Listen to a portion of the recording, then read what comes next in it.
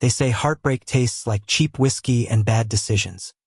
For Ethan, it tasted like blood on his lip and the echo of a slammed door. He wasn't sure which hurt more, the punch he didn't see coming or the silence that followed after. No one ever warned him that love could be violent not with fists, but with absence. With someone's back turned when you're still standing there with your heart in your hand. The city outside his apartment didn't care. New York moved with its usual indifference. Car horns, barking vendors, steam rising from subway grates. People brushed past each other without looking up, without realizing that someone's world had just collapsed 4 floors above a bodega. Ethan wiped the blood off his mouth with the back of his hand. He laughed, a sharp and broken sound. Of course, it wasn't the punch that stunned, it was Noah's words. I can't do this anymore. You're too much. I'm done. Too much. Always too much. He threw the glass in his hand against the wall. Shards scattered like tiny truths across the hardwood floor. For a moment, he thought about stepping on them barefoot, just to feel something sharp enough to match the ache inside. But then he remembered the first time Noah had kissed him, in the rain outside that tiny diner in Brooklyn, and his knees gave out instead. He hated memories. They were crueler than fists. 3 months later, Ethan was still pretending he was fine. He went to work at the gallery, wore his pressed shirts, nodded at clients, and even smiled sometimes. He curated exhibitions as if he hadn't once believed in forever with a man who now pretended not to see him on the subway. He drank black coffee and smoked on his fire escape like it was oxygen. But every night, when the city finally quieted, the silence pressed in again. And that's when he wondered if maybe Noah was right. Maybe Ethan was too dramatic, too intense, too desperate for something real in a world where everyone was just playing roles. And then, one night in late September, fate decided to be crueler merciful. Ethan wasn't sure which. He was closing up the gallery, sliding keys into his coat pocket, when he heard a familiar laugh across the street. That laugh had once been his favorite sound in the universe. The kind of laugh that cracked open the darkest rooms inside him. He froze. Noah. But Noah wasn't alone. He stood under the glow of a street lamp, leather jacket slung over his shoulder, smiling at another man. Ethan's chest tightened, every muscle taut with the instinct to ruin or scream. He didn't move. He couldn't. The other man touched Noah's arm casually, and Ethan swore he felt the contact on his own skin. Noah looked older somehow, sharper. His sandy blonde hair was still messy, still perfect, but his eyes, they carried something Ethan hadn't seen before. A heaviness, a shadow. And for just a second, their gazes collided across the street. Noah's laughter cut off. The world went quiet. Ethan's heart hammered like it was trying to punch its way out of his ribs. He thought he'd forgotten what it felt like to be seen by Noah. But Noah remembered perfectly. The thing about love in America, it never comes quietly. It barges in like an uninvited guest, sits at your table, steals your sleep, and whispers truths you don't want to hear. And for Ethan and Noah, love was a war they'd never learned how to stop fighting. But destiny has a cruel sense of humor. Because that night, under the New York streetlight, their story messy, tragic, unfinished began again. Noah was the first to look away. He said something to the man beside him, something Ethan couldn't hear, and then stepped into the street, heading in Ethan's direction. Every instinct in Ethan's body screamed, don't move. Stay rooted. Don't give him the satisfaction of seeing you falter. Don't show him he still has the power to set your veins on fire with nothing more than a glance. But when Noah finally stood 3 feet away, Ethan's breath betrayed him. Came shallow, uneven, like he'd just run a mile. Ethan, Noah said, voice low, steady, far too casual for the chaos erupting between them. Noah. Ethan's tone was sharp enough to cut glass. Didn't think you still remembered my name. Noah flinched. Barely. But Ethan caught it. He always caught everything when it came to Noah. That was the problem. They stood there in silence while New York roared around them. Cars honked. Someone cursed in Spanish down the block. A drunk stumbled past singing Sinatra. Yet it felt like the city was holding its breath. You look, Noah started. Then stopped. His eyes flicked over Ethan's crisp shirt. The faint shadow under his jaw from too many sleepless nights. You look good. Ethan barked out a bitter laugh. Save it. I'm not your charity case anymore. The man Noah had been talking to called out from across the street. Hey, you coming or what? Noah didn't turn. His gaze stayed locked on Ethan. Something unspoken flickering there, longing. Regret. 1,000 unsent apologies. Ethan wanted to spit out venom. Wanted to remind Noah of every broken promise. Every night he left Ethan waiting by the window for a door that never opened. But instead, all he said was, "Don't let me keep you." He brushed past Noah, shoulder grazing his, and it felt like touching fire. That night, Ethan didn't sleep. He lay in bed replaying every detail. The streetlight, the hesitation in Noah's voice, the weight in his eyes. It was torture. The kind that left no scars but hollowed you out from the inside. By dawn, Ethan had made a decision. He wasn't going to let Noah haunt him anymore. He wasn't going to drown in ghosts. He had work, ambition, a life to live. He'd pour every ounce of himself into the gallery's upcoming exhibit, the one that could finally land him a feature in art in America. He convinced himself that was enough. That art could fill the crater Noah had left. He was wrong. 2 weeks later, Noah showed up at the gallery. Ethan almost didn't recognize him at first. The man standing in the doorway wasn't the boy he'd fallen for in a rainstorm. He was leaner, sharper, his leather jacket hanging off his frame like a shield. But his eyes, God, his eyes hadn't changed. They were still the color of honey at sunset. Still capable of undoing Ethan with one look. "What the hell are you doing here?" Ethan asked. Voice clipped. Noah shoved his hands into his pockets. "I heard you were curating this exhibit. Thought I'd see what the great Ethan Blake's been up to." "Don't." Ethan snapped. "Don't come in here pretending like you care." "I do care." The words landed heavy in the quiet gallery. Ethan turned away, busying himself with a stack of catalogs he didn't need to organize. "You cared so much you left me bleeding on the floor." Noah's face twisted. "That wasn't Ethan. I didn't," he exhaled sharply, raking a hand through his hair. "I messed up. Okay. Panicked. I was drowning, and I dragged you under with me. But I never stopped. Don't say it." Ethan's voice trembled. "Don't you dare say you never stopped loving me."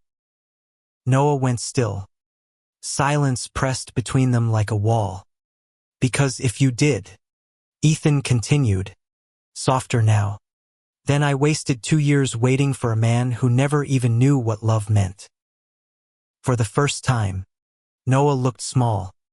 His shoulders hunched, his jaw slack.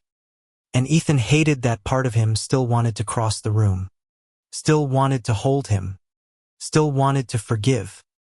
But forgiveness was a luxury Ethan couldn't afford. "Get out," he whispered. Noah didn't move. Not at first. Then, with a nod heavy as stone, he turned and walked away. The echo of the gallery door slamming shut rang louder than any scream. Yet fate was relentless.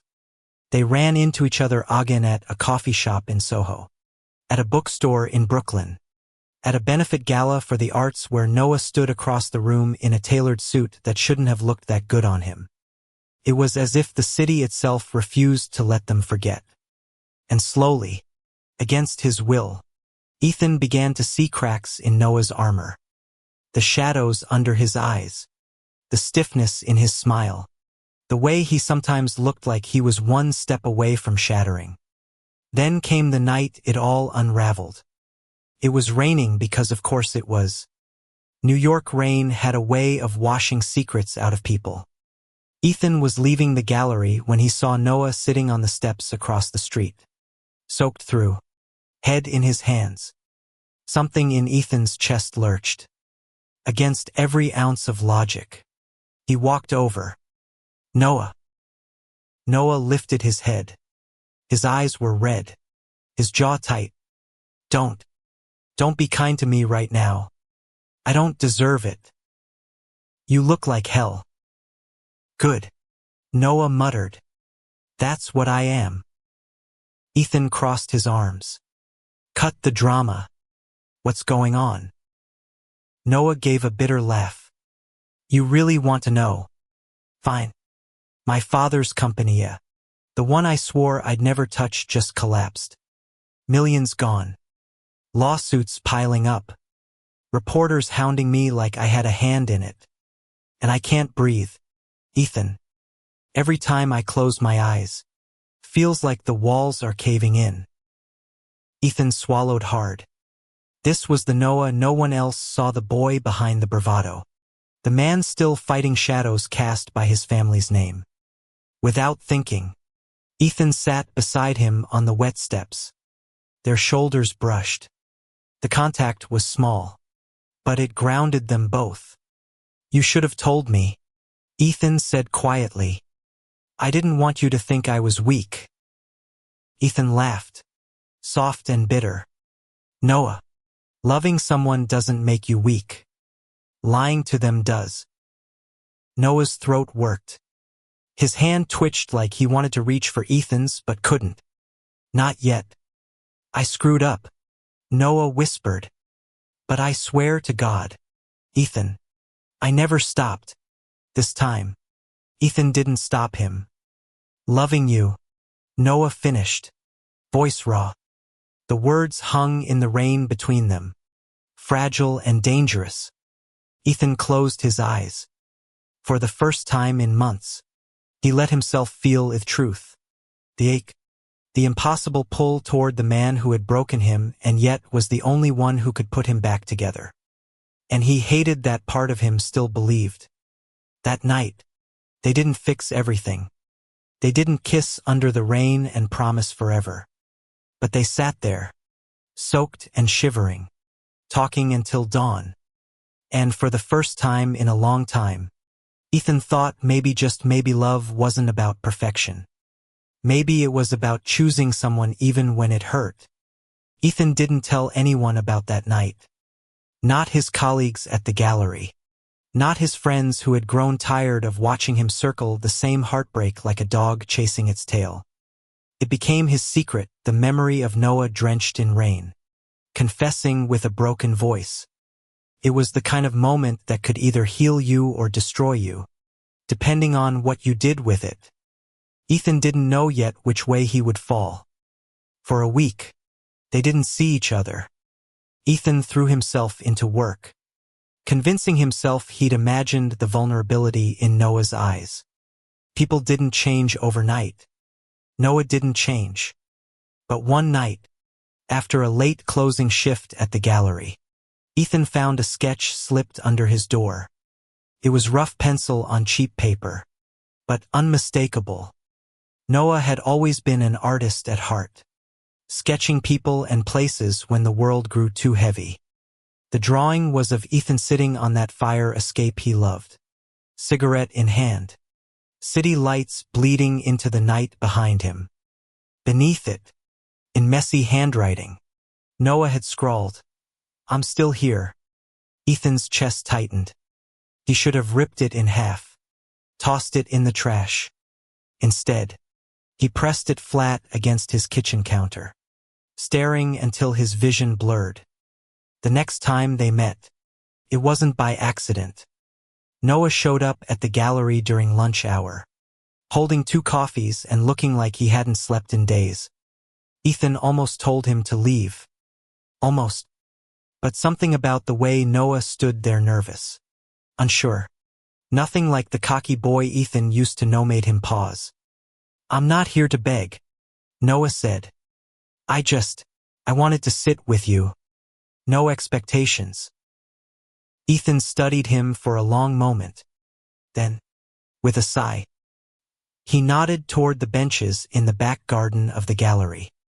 10 minutes. They sat in silence, sipping coffee, the crisp autumn air wrapping around them. For once, there were no accusations, no biting remarks, just 2 men who had been through too much and still couldn't look away from each other. Finally, Noah spoke. "Do you ever think about what went wrong?" Ethan's laugh was soft, weary. "Every damn day. And I still don't know if it was love or just self-destruction with prettier packaging." Noah's jaw clenched. He stared down at his coffee cup like it held answers. "It was love, Ethan. Messy, selfish, reckless, but love all the same." Ethan wanted to believe him. God, he wanted to. But scars had a way of reminding you what pain felt like. That night, Ethan couldn't stop thinking about Noah's words. They echoed in his head while he sorted through paintings for the exhibit. It was love. But if it was, why had it hurt so much? He closed the gallery and walked home through the brisk wind, trying to clear his head. Halfway across the Brooklyn Bridge, his phone buzzed. A text. From Noah. "Can I see you?" Ethan's thumb hovered over the screen. Every part of him screamed to say no, to protect himself. But the truth was, he'd already lost that battle the moment Noah walked back into his life. "Where?" He typed back. They met at a tiny jazz bar downtown. The place was dim, smoky, alive with trumpet notes that curved through the air like liquid.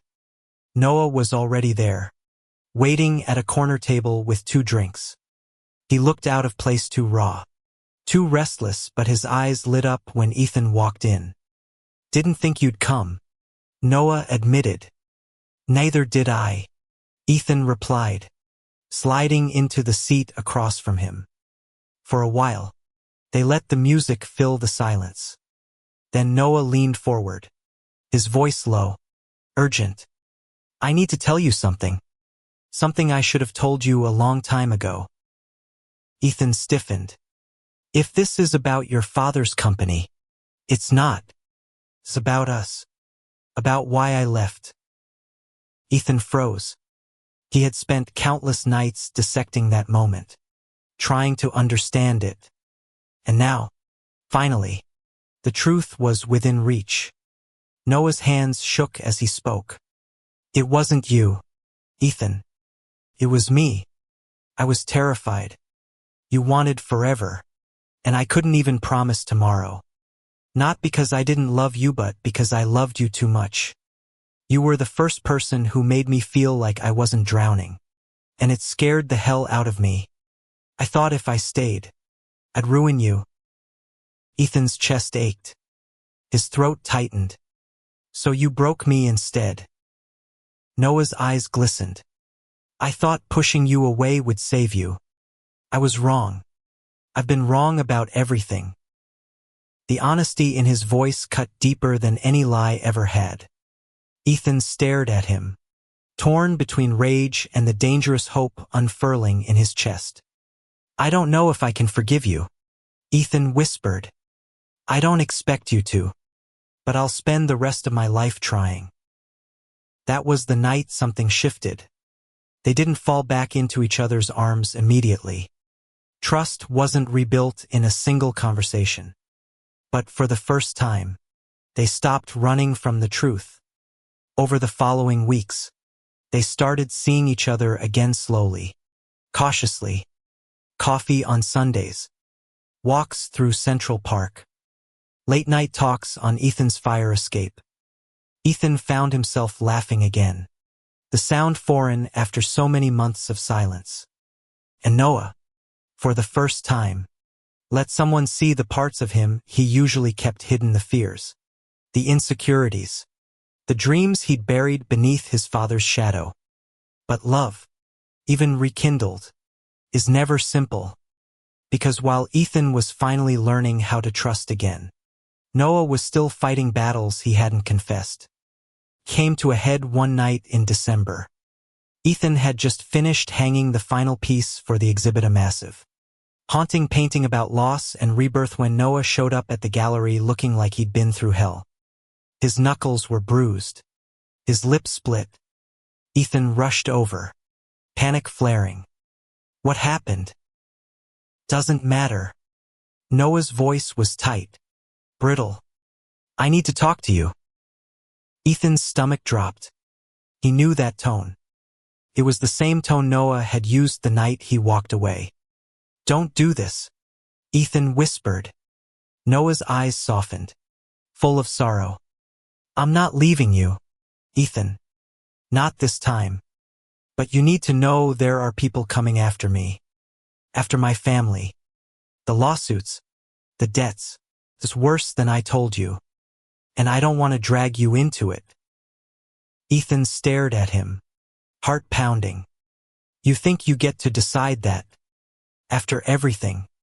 You don't get to choose for me anymore, Noah.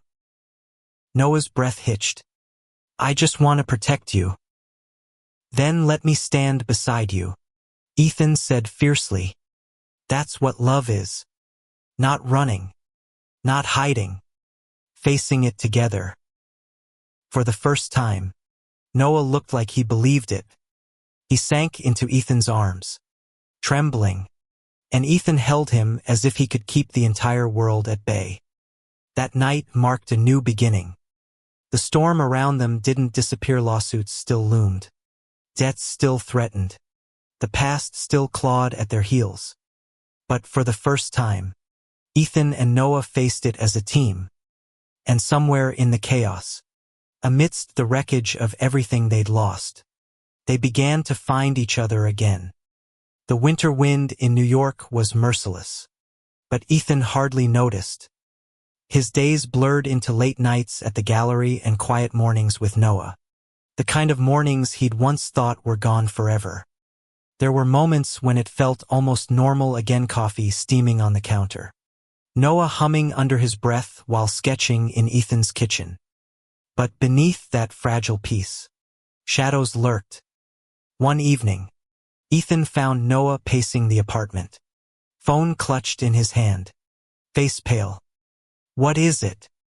Ethan asked. Noah shoved the phone into his pocket. Nothing. Just business. Ethan crossed his arms.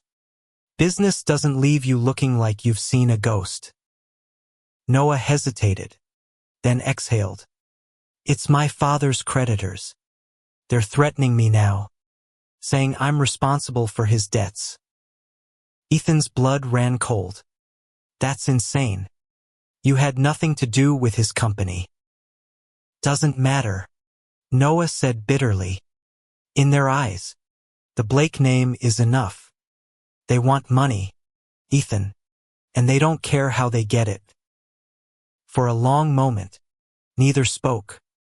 Outside, snowflakes began to fall, soft and silent against the city's relentless noise.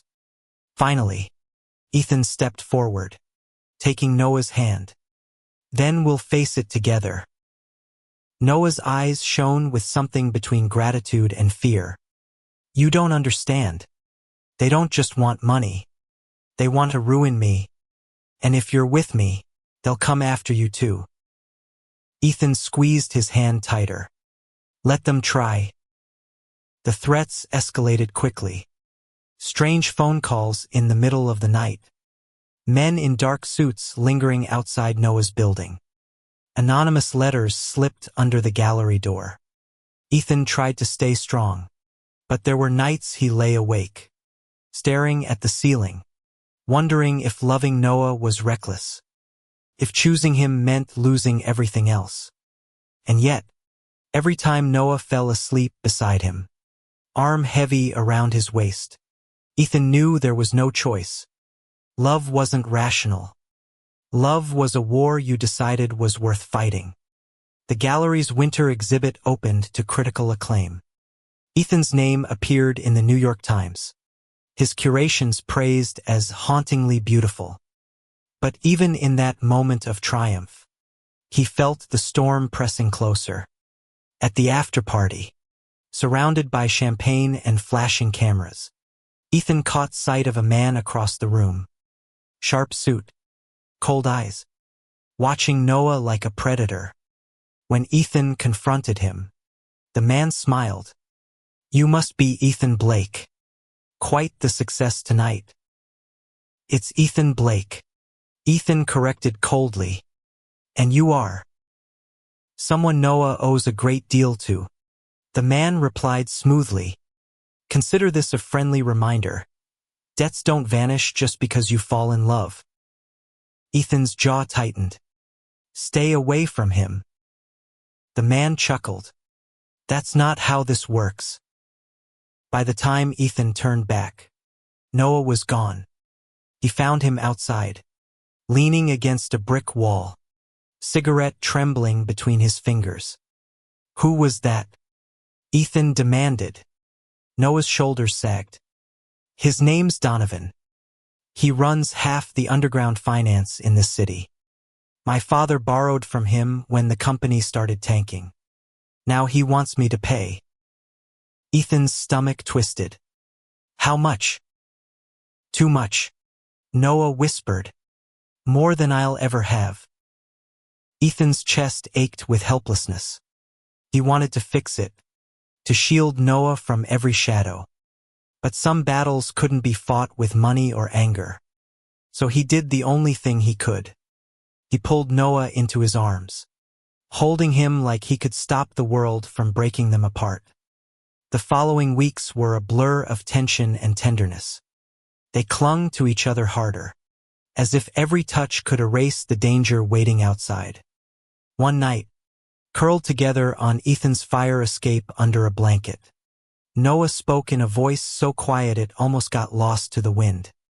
"You know what I regret most?" Ethan turned his head. "Walking away from me." Noah gave a small, broken laugh. "That too. But mostly, never showing you who I really was. I spent so much time pretending to be fearless, perfect, untouchable. But the truth is, I was terrified, and you deserved better than lies." Ethan brushed his thumb across Noah's jaw. "All I ever wanted was you. The real you. The one who gets scared, who makes mistakes. The one sitting here with me now." Noah's breath caught. His hand tightened around Ethan's. "You still want me, even with all this?" "Especially with all this," Ethan whispered. And for the first time, Noah kissed him like he believed it. But fate wasn't done testing them. One evening, as Ethan locked up the gallery, two men approached him. "Mr. Blake?" one asked. "Yes," Ethan replied cautiously. The man smiled thinly.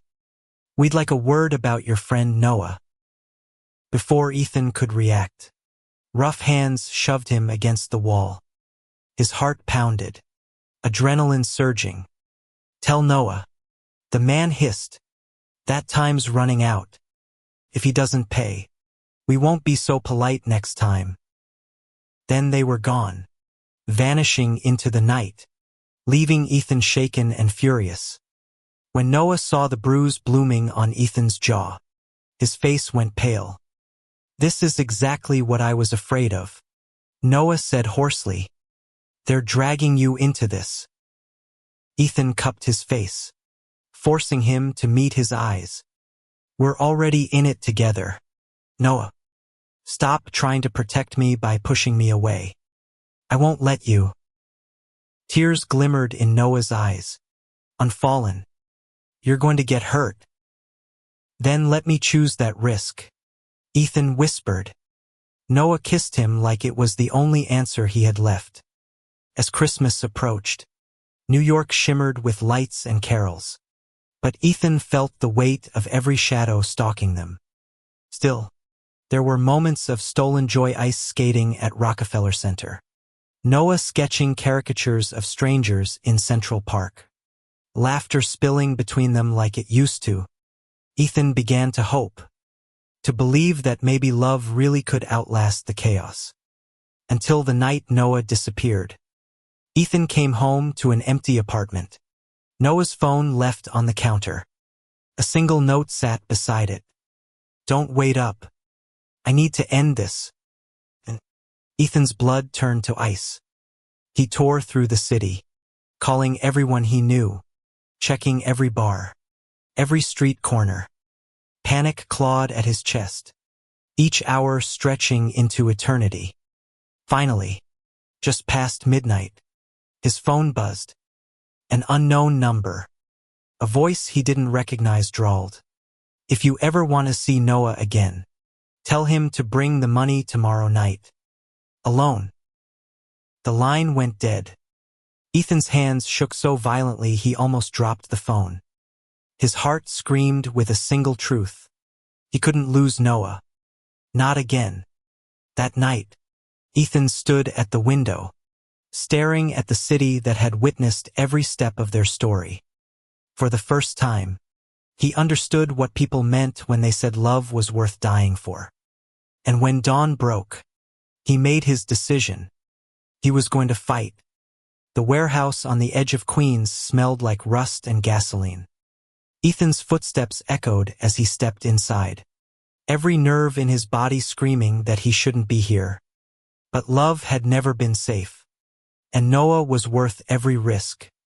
Donovan was waiting, sharp suit gleaming under the flickering light. His men stood like shadows at his side, and their hands tied. Face bruised but eyes blazing was Noah. Ethan. Noah's voice cracked. What the hell are you doing here? Ethan's heart nearly split at the sight of him. I wasn't going to let them take you. Donovan smirked. How romantic. But you're too late. Unless one of you has a few $1 million hidden in your pocket. I'm afraid this reunion is short-lived. Ethan forced himself to stand taller. Take me instead. Let him go. Noah's eyes widened, fury and fear colliding. No. Ethan. Don't. Donovan tilted his head. Intrigued. Brave. Stupid. But brave. He circled Ethan like a predator. Tell me, what makes you so willing to throw your life away for him? Love? Or just obsession? Ethan's voice shook, but his words were clear. Because he's the only person who ever made me believe I wasn't broken. Because I would rather lose everything than lose him again. Silence followed. Even Donovan seemed momentarily unsettled by the raw conviction in Ethan's tone. And in that silence, Noah acted. With a surge of strength, he slammed his chair against the concrete, shattering the wood. Before the guards could react, he was free, charging forward to put himself between Ethan and Donovan. Enough! Noah roared, chest heaving. You want someone to pay? Fine. Take me. But leave him the hell out of this. Donovan's eyes glittered. Touching. But you see, now I have both of you. Twice the leverage. The tension snapped like a wire pulled too tight. Chaos erupted, shouts, fists, the crash of metal. Ethan fought harder than he ever had in his life, fueled by nothing but adrenaline and love. He didn't know how many hits he took, how many he gave. All he knew was that he couldn't stop until Noah was safe. And then sirens. Red and blue lights cut through the darkness, painting the warehouse in salvation. Donovan's men scattered like rats. Police stormed in, shouting orders. dragging criminals to the ground. Noah grabbed Ethan's hand in the chaos, pulling him toward the light. They stumbled out into the freezing night, bloodied and shaking, but alive. For a long moment, they just clung to each other, gasping for breath, the city roaring around them. Ethan whispered against Noah's hair, "Don't you ever do that to me again." Noah's voice broke. "I thought I had to end it alone. I was wrong. I don't want to fight without you. I don't want to live without you." Ethan pulled back, cupping his face despite the cuts and bruises. "Then stop running. Stay. Whatever comes, we face it together." And for the first time, Noah didn't hesitate. He nodded, eyes shining with tears. "I'm staying," he swore. The weeks that followed were heavy with healing. Legal battles raged. Reporters hounded. Debts unraveled. But Donovan was gone. His empire dismantled by the arrests that night.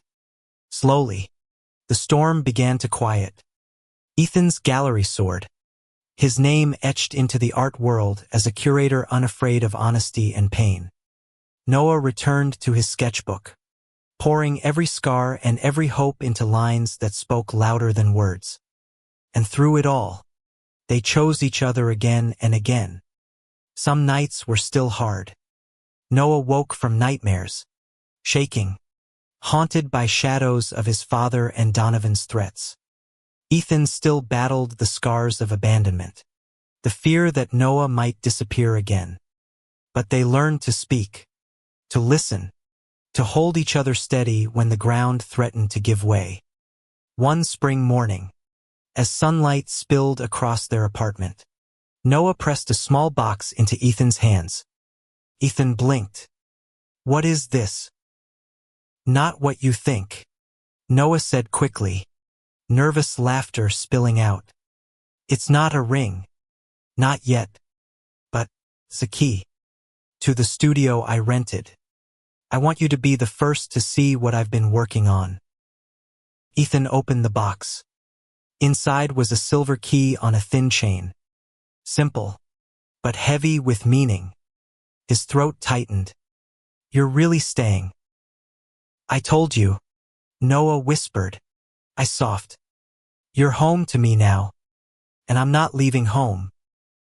Ethan slipped the chain around his neck, then pulled Noah in for a kiss slow, tender, full of the promise they'd both been too scared to make before. Months later, at the opening of Noah's first solo exhibition, Ethan stood at his side, pride swelling in his chest. The room was filled with sketches and paintings that bared Noah's soul, love and grief, chaos and healing, all tangled into beauty. And in the center of it all was the piece that stopped everyone cold. A portrait of two men on a rooftop at sunset, hands barely touching, eyes locked with equal parts longing and fear. The placard beneath it read, "Still here." Ethan's breath caught. His eyes stung. Noah leaned close, whispering just for him, "That's us. That's the night I realized I'd spend my life fighting to stay by your side." Ethan's hand found his, squeezing tight. The crowd blurred around them, the noise fading. In that moment, it was just the two of them, finally free, finally whole. Love hadn't saved them from pain. It hadn't erased scars or rewritten history, but it had given them something stronger: the choice to keep showing up, to keep believing, to keep fighting. And as they stepped into the night, city lights blazing, hand in hand, Ethan knew the truth at last. Sometimes love isn't about never breaking. It's about finding the one person who makes you want to put the pieces back together. Thank you for listening. If you find it interesting, please like and subscribe to follow the next stories.